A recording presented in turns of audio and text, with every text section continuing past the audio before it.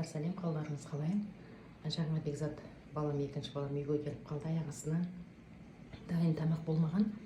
Соны не істерімді білмей, өзімнің қиялыма тағы да экспериментировать еттім. Әйтеуір үйде бір лаваш бар, мынау өткендегі немерелеріме жасағаннан қалған лаваш. Соған алдында донер жасадым. Яғни етті фаршты қордым. Капустаны да қордым бөлек, капустаға паприка салдым. Және картопты да бөлек-бөлек қорып алдым. Бірақ енді бұған майонез жоқ екен үйде.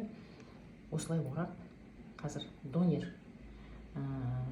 жасап бергім келіп тұр. Бұл донердің аты енді турецкий донер емес, қазақша донер деп айтам. Қазақша донер, менің өз донерім жасаған деп осылай берейін деп тұр. Міне, былай қарағанда аппетитно. Дәмін енді көреміз қазір қалай болатынын. Астарыңыз дәмді болсын. Аяқ астынан жасалған тағам. Кейде осылай бір қиялым ойнап кетеді. Жоқтан бар жасай салатын кей сәтіміз бар. Осылай жасап көріңіздер. Рекомендую.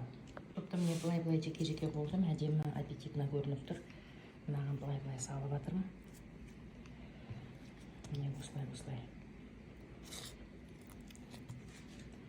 Әрине қуырылған деген енді дұрыс емес. Бірақ енді бәрібір жейміз ғой, қуырылған демейміз. Қазақ қуырылған демей болмайды.